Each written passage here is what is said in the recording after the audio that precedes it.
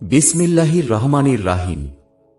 Yazid খেলাফতের মসনদে বসেই মদিনার গভর্নর ওয়ালিদ ইবনে উত্তার নিকট এই মর্মে পত্র প্রেরণ করল, কালবিলম্ব না করে হজরত হুসাইন, হজরত আব্দুল্লাহ ইবনে উমর ও হজরত আব্দুল্লাহ ইবনে জুবায়ের রাদিয়াল্লাহু আনহুম থেকে খেলাফতের বায়াত নেয়া হোক। সহজে তাঁরা রাজি না হলে প্রয়োজন বোধে যে কোনো পন্থা অবলম্বন করা হোক। ইয়াজিদের এই নির্দেশ পেয়ে ওয়ালিদ ইবনে উবা কর্তব্য স্থির করতে না পেরে মদিনার ভূতপূর্ব গভর্নর মারওয়ানের নিকট এ বিষয়ে পরামর্শ চেয়ে দূত পাঠালেন। মারওয়ান ওয়ালিদকে পরামর্শ দিলেন, এখনও হজরত মুয়াবিয়া রাদিয়াল্লাহু আনহুর মৃত্যু সংবাদ মদিনায় ব্যাপক হারে প্রচারিত হয়নি। আমরা সীমিত কয়েকজন ছাড়া প্রায় সকলেই এ ব্যাপারে অজ্ঞ। তাই যত শীঘ্র সম্ভব সকলকে গভর্নর হাউজে তলব করে বায়াতের জন্য অনুরোধ করা হোক। যদি তারা বায়াত গ্রহণ করেন তবে তো আর কোনো সমস্যাই থাকে না, আর যদি বায়াত করতে অস্বীকৃতি জানায় তখন সময় নষ্ট না করে সাথে সাথেই গভর্নর হাউজের অভ্যন্তরে তাদের হত্যা করে ফেলতে হবে।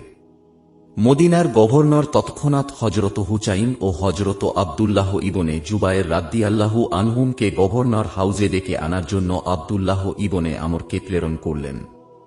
আব্দুল্লাহ ইবনে আমর উভয়কে মসজিদে নববীতে পেয়ে মদিনার গভর্নরের নির্দেশের কথা তাঁদের জানালেন। উভয় কিছুক্ষণের ভিতর আসছেন বলে তাকে বিদায় করলেন। অতঃপর হজরত আব্দুল্লাহ ইবনে জুবায়ের রাদিয়াল্লাহু আনহু হজরত হুসাইন রাদিয়াল্লাহু আনহুকে সম্বোধন করে বললেন, এ সময় আমাদের গভর্নর হাউজে তলব করার পিছনে নিশ্চয়ই বিশেষ কোনো রহস্য লুকিয়ে রয়েছে। হজরত হুসাইন রাদিয়াল্লাহু আনহু স্বীয় বলে প্রকৃত ঘটনা তখনই অনুধাবন করতে পেরে বললেন, নিশ্চয়ই হজরত মুয়াবিয়া রাদিয়াল্লাহু আনহু ইন্তেকাল করেছেন, যে কারণে তারা এ সংবাদ প্রচারিত হওয়ার পূর্বেই আমাদের থেকে জোরপূর্বক বায়াত নিয়ে নিতে চায়। হজরত আব্দুল্লাহ ইবনে জুবায়ের রাদিয়াল্লাহু আনহু হজরত হুসাইন রাদিয়াল্লাহু আনহুর কথার সাথে একমত হলেন এবং এই পরিস্থিতিতে কি করা যায় তার জন্য চিন্তা ভাবনা করতে বললেন। হজরত হুসাইন রাদিয়াল্লাহু আনহু বললেন, এ পরিস্থিতিতে গভর্নর হাউজে একা যাওয়া আমাদের জন্য সমীচীন হবে না, বরং কিছু যুবককে গভর্নর হাউজের সামনে রেখে আমরা ভিতরে যাব, প্রয়োজনে তাদের সাহায্য নেব। পরামর্শ অনুযায়ী তাঁরা গভর্নর হাউজে উপস্থিত হলেন। ওই সময় ওয়ালিদের পাশে মারওয়ান উপবিষ্ট ছিল। সালামের পর হজরত হুসাইন রাদিয়াল্লাহু আনহু উভয়কে নসিহত করত, বললেন, ইতিপূর্বে তোমাদের ভিতর মন কষাকষি ছিল, আজ তোমাদের একত্রে দেখে আমি অত্যন্ত আনন্দিত। দোয়া করি আল্লাহ পাক যেন সব সময় তোমাদের মাঝে সুসম্পর্ক বজায় রাখেন। অতঃপর ওয়ালিদ হজরত হুসাইন রাদিয়াল্লাহু আনহুর সামনে ইয়াজিদের পত্র পেশ করলেন। পত্রে হজরত মুয়াবিয়া রাদিয়াল্লাহু আনহুর মৃত্যুর সংবাদ এবং তার স্বীয় বায়াতের আহ্বান লিপিবদ্ধ ছিল। হজরত হুসাইন রাদিয়াল্লাহু আনহু হজরত মুয়াবিয়া রাদিয়াল্লাহু আনহুর ইন্তেকালের সংবাদে গভীর দুঃখ ও সমবেদনা প্রকাশ করলেন। আর বায়াতের ব্যাপারে বললেন, আমার জন্য নির্জন গোপন কক্ষে বায়াত করা কিছুতেই সমীচীন হবে না, বরং আপনি সকলকে একত্রিত করুন, সেখানে আমি উপস্থিত হয়ে যা করার তাই করব। ওয়ালিদ ছিলেন একজন প্রশান্ত হৃদয়ের লোক, সব সময় বিশৃঙ্খলা এড়িয়ে চলতে ভালোবাসতেন। তিনি হজরত হুসাইন রাদিয়াল্লাহু আনহু এর এ প্রস্তাবকে সাদরে গ্রহণ করে তাকে বিদায় নেয়ার অনুমতি প্রদান করলেন। কিন্তু মারওয়ান ওয়ালিদের এ কাজে সন্তুষ্ট না হতে পেরে সরাসরি বলে ফেলল, হুসাইন রাদিয়াল্লাহু আনহু কে এ মুহূর্তে হাতছাড়া করা ঠিক হচ্ছে না। একবার নাগালের বাইরে চলে গেলে দ্বিতীয়বার আর তাকে হাতের মুঠোতে আনা সম্ভব হবে না। তাই যা করার এখনই সেরে ফেলা উচিত। হুসাইন যদি স্বেচ্ছায় বায়াত গ্রহণ না করে তবে তাকে এ মুহূর্তেই হত্যা করে ফেলা উচিত। মারওয়ানের আচরণে হজরত হুসাইন রাদিয়াল্লাহু আনহু খুবই ক্ষুব্ধ হলেন এবং কঠোর ভাষায় তাকে বললেন, তুমি কে যে আমাকে হত্যার হুমকি দিচ্ছ? এ কথা বলে তিনি গভর্নর হাউস থেকে বের হয়ে আসলেন। মারওয়ান ওয়ালিদকে ভৎসনা করে বলল, তুমি শিকার হাতে পেয়ে ছেড়ে দিলে, এমন সুযোগ কি তুমি দ্বিতীয়বার পাবে মনে করো? ওয়ালিদ বলল, সারা পৃথিবীর ধন ভাণ্ডারের লোভ দেখিয়েও যদি আমাকে বলা হয় যে হজরত হুসাইন রাদিয়াল্লাহু আনহু কে হত্যা করতে হবে, তবে সেই ধন ভাণ্ডারের দিকে আমি তাকিয়েও দেখব না। কারণ হুসাইন রাদিয়াল্লাহু আনহুর রক্তে যার হাত রঞ্জিত হবে কিয়ামতের মাঠে সে মুক্তি পাওয়ার আশাও করতে পারে না। গভর্নর হাউস থেকে বের হয়ে হযরত হুসাইন রাদিয়াল্লাহু আনহু ইয়াজিদকে খলিফাতুল মুসলিমিন হিসাবে গ্রহণ না করার সিদ্ধান্তে অটল রইলেন। এর পরিণামে তাকে যে ভয়াবহ পরিস্থিতির সম্মুখীন হতে হবে তাও তাঁর অজ্ঞাত ছিল না, তাই তিনি মদিনা থেকে মক্কায় হিজরত করার সিদ্ধান্ত নিলেন। হযরত আব্দুল্লাহ ইবনে জুবায়ের রাদিয়াল্লাহু আনহু পরিস্থিতি ঘোলাটে দেখে ইতিপূর্বেই সপরিবারে মক্কা অভিমুখে যাত্রা করেছিলেন। হযরত হুসাইন রাদিয়াল্লাহু আনহু মক্কা যাত্রার প্রাক্কালে রাসূলে করিম সাল্লাল্লাহু আলাইহি ওয়াসাল্লাম এর রোজা মুবারক জিয়ারত করেন এবং আল্লাহর দরবারে মুনাজাত করেন। অতঃপর আত্মীয় স্বজন থেকে বিদায় নিয়ে সপরিবারে মদিনা ত্যাগ করেন। এই সংবাদ পেয়ে ইয়াজিদ অত্যধিক ক্রোধান্বিত হল এবং অবহেলা প্রদর্শনের অভিযোগে ওয়ালিদ ইবনে উত্তাকে বরখাস্ত করে আমর ইবনে সাইদকে মদিনার গভর্নর করে পাঠাল, আর সেনাবাহিনী প্রধান হিসেবে নিয়োগ দিল হযরত আব্দুল্লাহ ইবনে জুবায়ের রাদিয়াল্লাহু আনহুর ভাই আমর ইবনে জুবায়েরকে। কারণ ইয়াজিদের এ কথা জানা ছিল যে দুই ভাইয়ের সম্পর্কে বড় ধরনের ফাটল রয়েছে।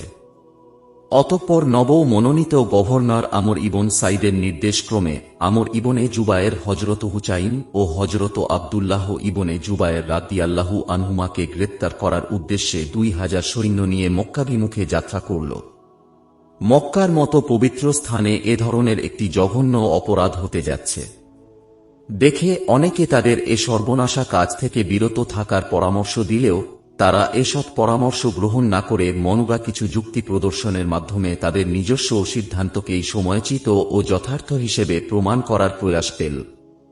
আমর ইবন জুবায়েরের নেতৃত্বে 2000 সেনা বাহিনীর একটি দল মক্কার নিকটবর্তী এক স্থানে অবস্থান নিল এবং হযরত আব্দুল্লাহ ইবনে জুবায়ের রাদিয়াল্লাহু আনহুর নিকট লোক প্রেরণ করে সংবাদ পাঠাল যে আপনাকে গ্রেপ্তার করার জন্য ইয়াজিদ আমাকে নির্দেশ দিয়েছেন, আর আমি চাই না যে আমার দ্বারা মক্কার পবিত্র স্থানে রক্তপাত ঘটুক।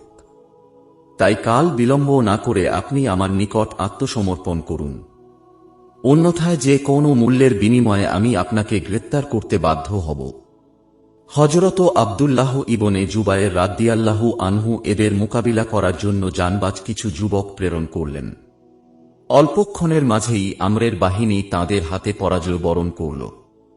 হযরত হুসাইন রাদিয়াল্লাহু আনহু মক্কায় আগমন করার পর মদিনার গভর্নর বেশ কয়েকবার তাঁকে গ্রেপ্তার ও হত্যার হুমকি দেয়, কিন্তু মক্কার গভর্নর অতিশয় শরীফ, ভদ্র, নম্র ছিলেন বিধায় রাসূলুল্লাহ সাল্লাল্লাহু আলাইহি ওয়াসাল্লাম এর কলিজার টুকরার উপর সামান্যতম আঘাত আসুক তিনি তা কখনো বরদাত করতেন না, যে কারণে মক্কায় তিনি নির্জনে ইবাদত বন্দেগীর ভিতর অতি সুন্দর নিরাপদ জীবন যাপন করছিলেন।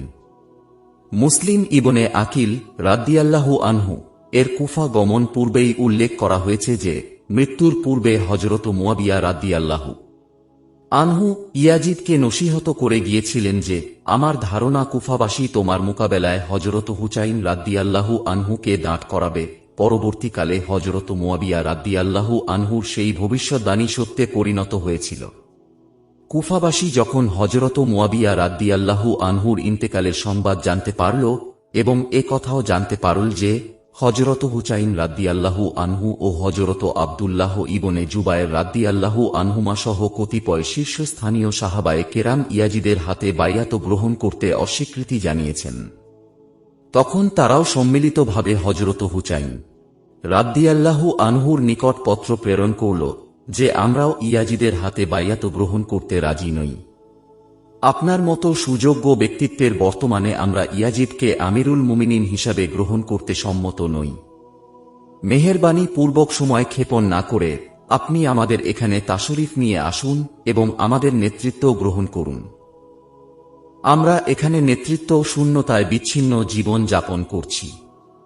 আপনি আমাদের এখানে তাশরিফ আনলে আমরা সকলে আপনার হাতে বাইয়াত গ্রহণ করে ইয়াজিদ কর্তৃক নিয়োজিত গভর্নর নুমান ইবনে বশিরকে কুফা নগর থেকে বের করে দিব। এরপর থেকে একই বিষয়ে হযরত হুসাইন রাদিয়াল্লাহু আনহুর নিকট অনবরত চিঠি আসতে লাগল। তাতে ইয়াজিদ সম্পর্কে বিভিন্ন অভিযোগের সবিস্তার বর্ণনা এবং হযরত হুসাইন রাদিয়াল্লাহু আনহুকে সর্বপ্রকার সাহায্য সহযোগিতার আশ্বাস দিয়ে তার হাতে বাইয়াত গ্রহণ করার অঙ্গীকার লিপিবদ্ধ ছিল। একে একে 150টিরও অধিক পত্র হযরত হুসাইন রাদিয়াল্লাহু আনহুর হস্তগত হল। এছাড়া কয়েকটি প্রতিনিধি দল এসেও হযরত হুসাইন রাদিয়াল্লাহু আনহু কে কুফায় চলে যাওয়ার জন্য বিশেষভাবে অনুরোধ জানাল। কুফাবাসীর অগণিত পত্র, তদুপরি বিভিন্ন প্রতিনিধি দলের আন্তরিক অনুরোধের প্রেক্ষিতে হযরত হুসাইন রাদিয়াল্লাহু আনহু মক্কার শীর্ষস্থানীয় ব্যক্তিবর্গ ও আত্মীয় স্বজনদের নিয়ে পরামর্শে বসলেন যে এই পরিস্থিতিতে কি করা যায়। সকলেই পরামর্শ দিয়ে বললেন, কুফাবাসী ইতিপূর্বেও বহুবার ধোঁকা দিয়েছে, তারা তাদের অঙ্গীকার কখনো রক্ষা করেনি। হযরত হুসাইন রাদিয়াল্লাহু আনহু বললেন, তারা আমার নিকট শত শত পত্র প্রেরণ করেছে এবং তাদের বহু প্রতিনিধিও আমার সাথে সাক্ষাৎ করেছে, আপনারা কি এই সবকেই মিথ্যা বলতে চান? শেষ পর্যন্ত সবাই মিলে পরামর্শ দিলেন, একান্ত যদি সেখানে যেতেই হয় তবে আগে সেখানকার প্রকৃত অবস্থা যাচাই করার জন্য একজন বিশ্বস্ত লোক পাঠানো প্রয়োজন। এ প্রস্তাব অনুযায়ী হযরত হুসাইন রাদিয়াল্লাহু আনহু আপন চাচাতো ভাই হযরত মুসলিম ইবনে আকিল রাদিয়াল্লাহু আনহুকে একটি পত্র দিয়ে কুফায় প্রেরণ করলেন। পত্রের বক্তব্য ছিল, আপনাদের সকলের চিঠি আমার হস্তগত হয়েছে, আপনাদের অবস্থা সম্পর্কে অবগত হয়েছি। আমি আমার বিশ্বস্ত চাচাতো ভাই মুসলিম ইবনে আকিল রাদিয়াল্লাহু আনহু কে আপনাদের নিকট প্রেরণ করলাম। তিনি সেখানকার পরিস্থিতি পর্যবেক্ষণ করে আমাকে পত্রের মাধ্যমে অবগত করলেই আমি আপনাদের নিকট চলে আসব ইনশাআল্লাহ। হযরত মুসলিম ইবনে আকিল রাদিয়াল্লাহু আনহু কৃষ্ণা যাত্রার প্রাক্কালে মদিনায় আগমন করেন এবং নিজের পরিবার পরিজন থেকে বিদায় গ্রহণ করে মসজিদে নববীতে দুরাকাত নামাজ আদায় করেন। অতঃপর কুফার উদ্দেশ্যে মদিনা ত্যাগ করেন। হযরত মুসলিম ইবনে আকিল কুফায় পৌঁছে সর্বপ্রথম মুখতার নামক এক লোকের বাড়িতে আশ্রয় নিলেন। সেখান থেকেই স্থানীয় জনগণের মনোভাব সম্পর্কে খোঁজ খবর নিতে লাগলেন। পরিস্থিতি হযরত হুসাইন রাদিয়াল্লাহু আনহু এর অনুকূল দেখে তিনি কুফাবাসীকে হযরত হুসাইন রাদিয়াল্লাহু আনহুর চিঠি পড়ে শুনালেন। হযরত হুসাইন রাদিয়াল্লাহু আনহু এর পক্ষ থেকে এ সুসংবাদ পেয়ে তারা যেন আশার আলো দেখতে পেল। হযরত মুসলিম ইবনে আকিল রাদিয়াল্লাহু আনহু বেশ কিছুদিন কুফায় অবস্থান করে কথা অনুধাবন করতে পারলেন যে কুফার জনসাধারণ ইয়াজিদকে ঘৃণা চোখে দেখে এবং তারা হযরত হুসাইন রাদিয়াল্লাহু আনহু এর হাতে বাইয়াত গ্রহণ করার জন্য অধীর আগ্রহে অপেক্ষমান। তাই তিনি হযরত হুসাইন রাদিয়াল্লাহু আনহু এর পক্ষ থেকে বাইয়াত নিতে আরম্ভ করলেন। অল্প কয়েকদিনের ভিতর শুধুমাত্র কুফা থেকেই 18,000 লোক তাঁর হাতে বাইয়াত গ্রহণ করল এবং দিন দিন এই সংখ্যা শুধু বৃদ্ধি পেতে থাকল। জনগণের বিপুল উৎসাহ উদ্দীপনা ও গভীর আগ্রহ দেখে হযরত মুসলিম ইবনে আকিল রাদিয়াল্লাহু আনহু হযরত হুসাইন রাদিয়াল্লাহু আনহুর নিকট এই মর্মে পত্র লিখলেন যে, কুফাবাসী আপনার অত্যন্ত অনুগত, পত্র পাওয়া মাত্র আপনি এখানে চলে আসুন। আমার বিশ্বাস আপনি চলে আসার সাথে সাথে কুফার সর্বস্তরের জনগণ আপনার হাতে বাইয়াত নিবে এবং এখানে একটি সঠিক ইসলামী রাষ্ট্র প্রতিষ্ঠা করা সম্ভবে। কিন্তু আল্লাহ তাআলার ইচ্ছা ছিল অন্য রকম।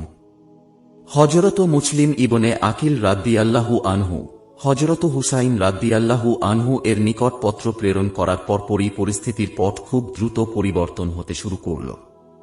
ইয়াজিদ কর্তৃক নিয়োজিত কুফার গভর্নর নুমান ইবনে বশির অত্যন্ত নম্র, ভদ্র ও নবী করিম সাল্লাল্লাহু আলাইহি ওয়াসাল্লাম এর বিশিষ্ট সাহাবী ছিলেন। নবী বংশের লোকদের তিনি আন্তরিক শ্রদ্ধার চোখে দেখতেন, তাদের যথাযোগ্য সম্মান প্রদান করতেন। তিনি যখন জানতে পারলেন যে মুসলিম ইবনে আকিল রাদিয়াল্লাহু আনহু হযরত হুসাইন রাদিয়াল্লাহু আনহু এর নামে খেলাফতের বাইয়াত নিচ্ছেন, তখন তিনি সকলকে একত্রিত করে অত্যন্ত নম্র ও ভদ্র ভাষায় এক ভাষণে বললেন, হে কুফাবাসী, আমি কারো সাথে যুদ্ধে জড়িত হতে চাই না এবং শুধুমাত্র সন্দেহ ও মিথ্যা অপবাদের উপর ভিত্তি করে কাউকে গ্রেপ্তার করার ইচ্ছাও আমার নেই। কিন্তু জেনে রেখো, যদি তোমাদের থেকে কোনো প্রকার বিদ্রোহের ভাব অথবা ইয়াজিদের বাইয়াত ভঙ্গের প্রমাণ পাওয়া যায়, তবে আমি আল্লাহর নামে শপথ করে বলছি, তোমাদের ব্রতা সোজা করতে আমার এই তরবারিই যথেষ্ট। যতক্ষণ পর্যন্ত তরবারির বাট আমার হাতে থাকে আমি কাউকে ছেড়ে কথা বলবো না। নুমান ইবনে বশিরের ভাষণের পর আব্দুল্লাহ ইবনে মুসলিম নামক জনৈক ব্যক্তি দাঁড়িয়ে বলল, আপনার সামনে যে অবস্থা বিরাজ করছে তাকে নিয়ন্ত্রণ করতে হলে অবশ্যই আপনাকে আরো কঠোর হতে হবে। কাপুরুষের ন্যায় নম্র ব্যবহারে পরিস্থিতি সামাল দেয়া সম্ভব হবে না। উত্তরে নুমান ইবনে বশির বললেন, গুনাহের কাজে লিপ্ত হয়ে নিজেকে বীর বাহাদুর প্রমাণ করার চেয়ে আল্লাহর আদেশ পালন করতে গিয়ে যদি আমাকে কাপুরুষ ও দুর্বল মনে হয় তাতে আমার আপত্তি নেই। নুমান ইবনে বশিরের এ নমনীয়তা দেখে আরো অনেকে ক্ষুব্ধ হল।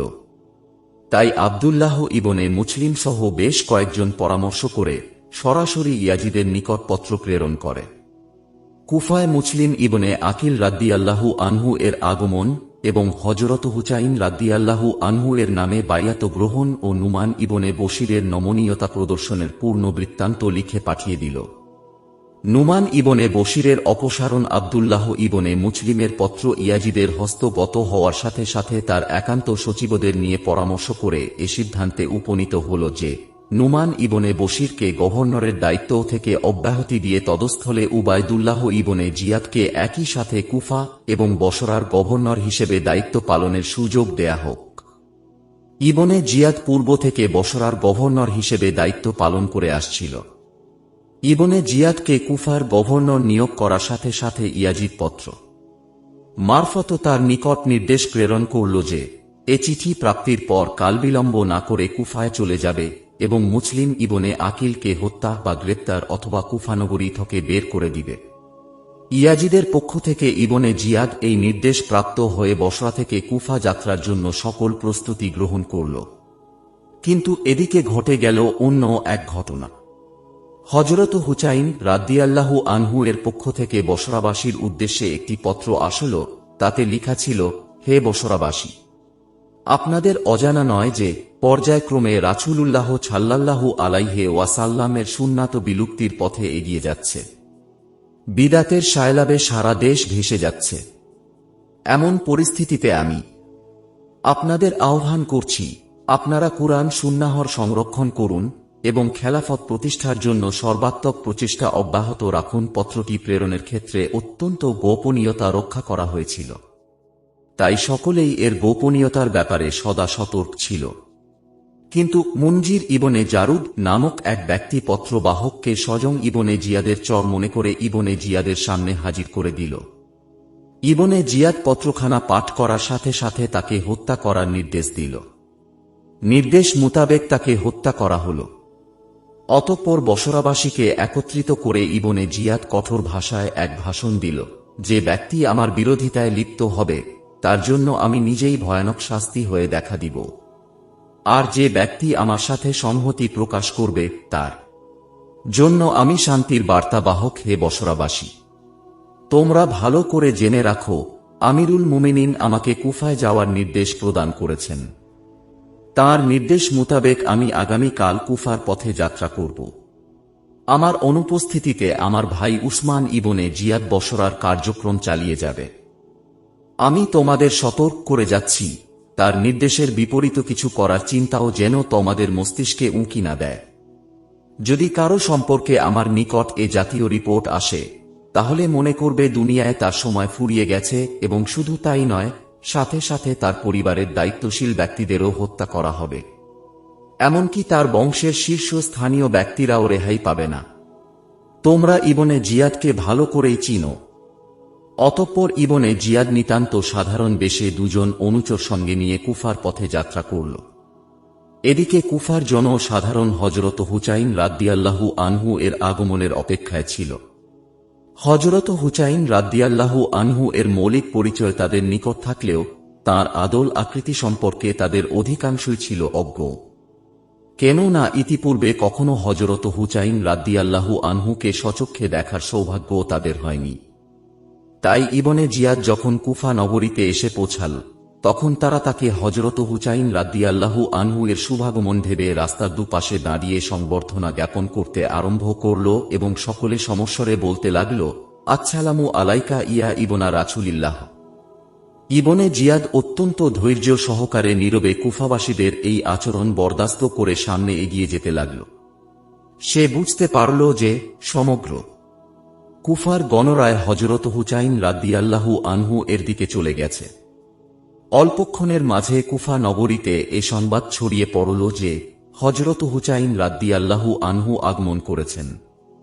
তাই জনসাধারণ হযরত হুসাইন রাদিয়াল্লাহু আনহুকে এক নজর দেখার জন্য ভিড় জমাতে শুরু করল। কুফার গভর্নর নুমান ইবনে বশিরের নিকট এ সংবাদ পৌঁছালে তিনি গভর্নর হাউজের সদর দরজা বন্ধ করে দিলেন। ইবনে জিয়াদ গভর্নর হাউজের নিকট পৌঁছে এ দৃশ্য অবলোকন করে অবাক হয়ে গেল। মুহূর্তের ভিতর গভর্নর হাউজের সামনে লোকে লোকারণ্য হয়ে গেল এবং তাদের হট্টগোল ব্যাপক আকার ধারণ করল। নুমান ইবনে বশির ইবনে জিয়াদকে হযরত হুসাইন রাদিয়াল্লাহু আনহু এর আগমন ভেবে গভর্নর হাউজের ভিতর থেকে উচ্চস্বরে বললেন, হে রাসূলতনয়, আপনি জেনে রাখুন, ইয়াজিদের পক্ষ থেকে কৃষ্ণার যে দায়িত্ব আমার উপর অর্পিত হয়েছে তা আমি কখনো আপনার হাতে ন্যস্ত করতে পারব না। তাছাড়া আমি আপনার সাথে যুদ্ধ করতেও প্রস্তুত নই। স্বেচ্ছায় আপনি এখান থেকে চলে যান। ইবনে জিয়াদ নীরবে কুফাবাসী ও গভর্নরের ভূমিকা দেখে যাচ্ছিল। অবশেষে তার ধৈর্যচ্যুতি ঘটল এবং দরজার খুব নিকটে গিয়ে চিৎকার করে বলে উঠল, নুমান, দরজা খোল, আমি উবায়দুল্লাহ ইবনে জিয়াদ। ইয়াজিদের নির্দেশে আমি এখানে এসেছি। একথা শোনার সাথে সাথে উপস্থিত জনতা ভীত সন্ত্রস্ত হয়ে যে যেদিকে পারল পালিয়ে গেল। নুমান ইবনে বশির গভর্নর হাউজের দরজা খুলে দিলে ইবনে জিয়াদ ভিতরে প্রবেশ করল।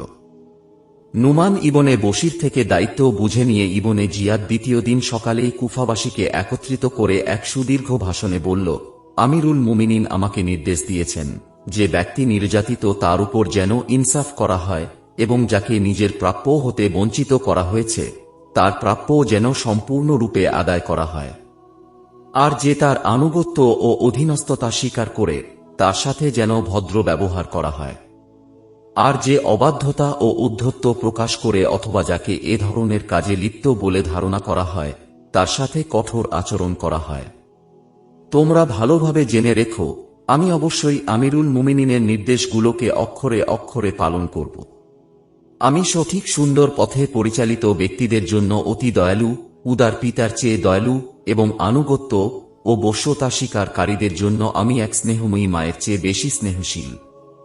আমার উন্মুক্ত তরবারি ও চাবুক চলে শুধু তাদের উপর যারা আমার আনুগত্য অস্বীকার করে বিদ্রোহের বীজ ছড়ানোর অপচেষ্টায় লিপ্ত থেকে আমার নির্দেশ অমান্য করে। আমার বিশ্বাস তোমরা জীবনের উপর ঝুঁকি না নিয়ে আনুগত্যের পথেই অবলম্বন করবে।